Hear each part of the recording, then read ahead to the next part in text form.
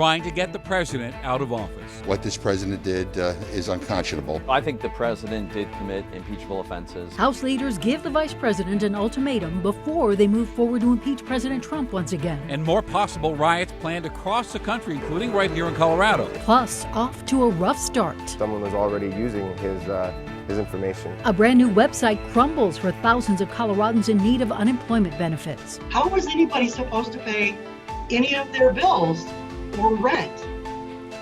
Trying to push out the president within the next 9 days. Democratic lawmakers are blaming the president for last week's deadly attack at the U.S. Capitol. They want him out now. Thank you for joining us for Denver7 News at 5. I'm Ann Trujillo. And I'm Shannon Ogden. Glad you're with us tonight. Well, this morning, House Republicans blocked a bill calling on Vice President Mike Pence to invoke the 25th Amendment. Vice President Pence can still pursue that path if he chooses. Democratic leaders say if the vice president doesn't do that by Wednesday morning, though, they will begin impeachment. So what could happen if either step is taken? Reporter Elizabeth Schulze joins us from Washington, D.C. to break it all down for us. Well, Ann and Shannon, the House needs a majority of its 435 members to vote to impeach President Trump. Now, that's a number that looks increasingly likely now that the House has formalized and initiated this impeachment process. The House is pressing forward with an effort to impeach President Trump for the second time, a first in American history. More than 200 House Democrats have now formally introduced an article of impeachment against the president for incitement of insurrection at the Capitol last week. House Speaker Nancy Pelosi telling 60 Minutes the president must be held accountable for the attack. He has done something so serious that there should be prosecution against him. Pelosi is giving Vice President Mike Pence 24 hours to invoke the 25th Amendment and strip the president of his powers. Otherwise, the House could go ahead and vote on the impeachment article as soon as Wednesday or Thursday. If the president is impeached and removed from office by the Senate, he could be barred from running for public office and deprived of his pension and other benefits. The Constitution does appear to permit impeachment not just of sitting officials, but of former officials. 2 House Democrats are also calling for the censure of Representative Mo Brooks from Alabama. They say he endangered lives by riling up Trump supporters shortly before the attack on the Capitol. Authorities are now undertaking a massive effort to identify and locate thousands of the rioters. We came close to half of the House nearly dying on Wednesday. A senior official telling ABC News the rioters were organized, coordinated, and had leadership and communication equipment, and that many former military members were among them. The mayor of D.C. is now requesting additional security for President-elect Joe Biden's inauguration next week. Am I scared? If I'm scared of anything, it's for our democracy, because we have very extreme factions in our country that are armed and dangerous.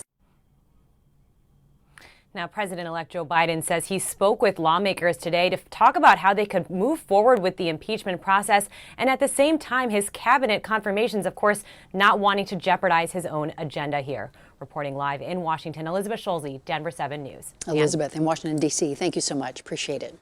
Now, if you were on Twitter this afternoon, you may have seen a post from the Department of State announcing President Trump's term ended today. Well, that post has since been removed, and the State Department is looking into what exactly happened.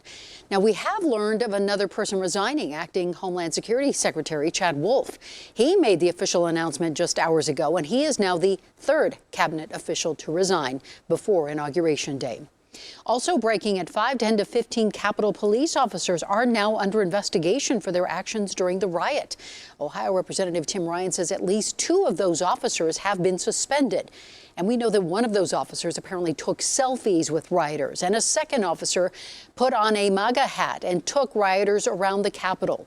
Another officer has been arrested. It is still unclear exactly why. Well, the family of U.S. Capitol Police Officer Brian Sicknick says he was a lovely, humble soul who is missed terribly.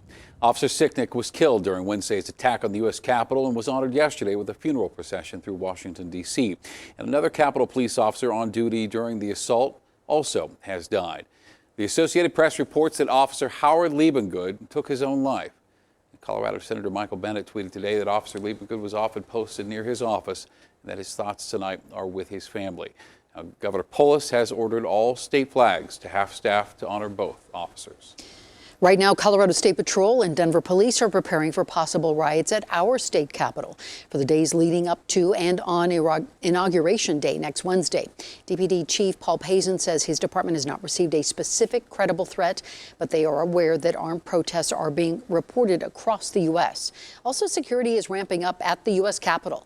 Today, the Pentagon authorized up to 15,000 National Guard troops for Inauguration Day, and the mayor of D.C.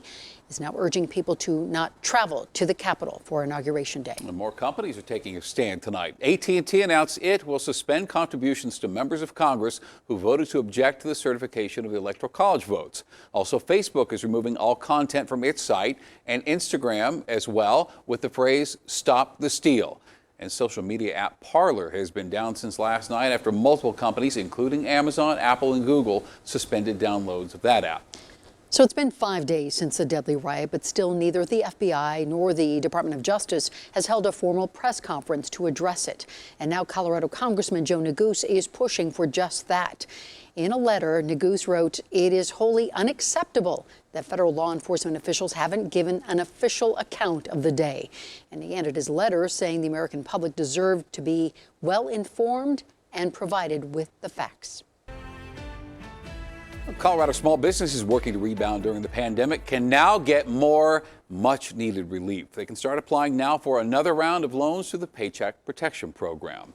And after 2 decades and nearly $100 million, Colorado this weekend launched a new online unemployment benefit system.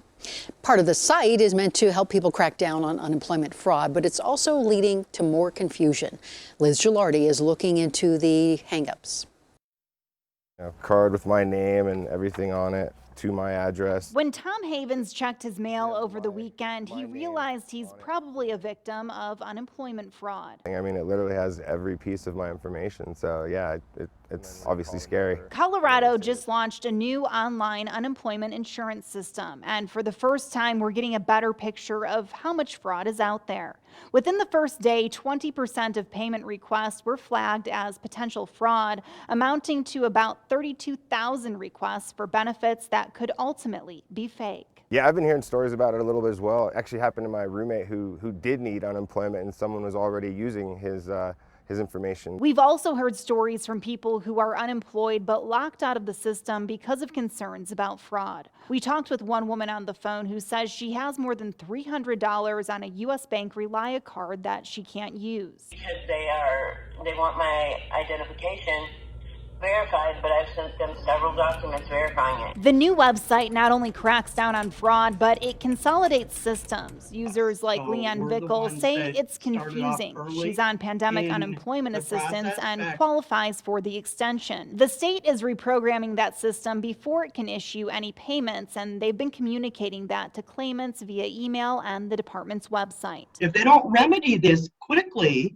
and we continue to not get paid, how is anybody supposed to pay any of their bills or rent? Liz Gilardi, Denver7. Bending the curve. Metro schools lower requirements to get a passing grade. It's an imperfect tool, right? It's always been an imperfect tool. But are some students getting an unfair advantage? This brought on a little bit of a spark in his eye, and he finished strong. Some other child gets that little extra that they really didn't earn. And is it really setting kids up for success later in life?